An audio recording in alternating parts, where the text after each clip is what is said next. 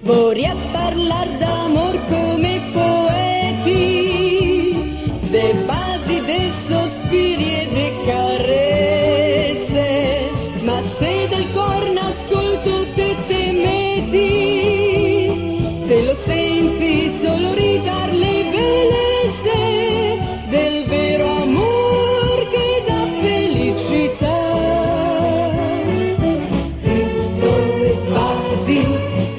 Risolvasi nell'amor fresco e impaziente dei morosi. Risolvasi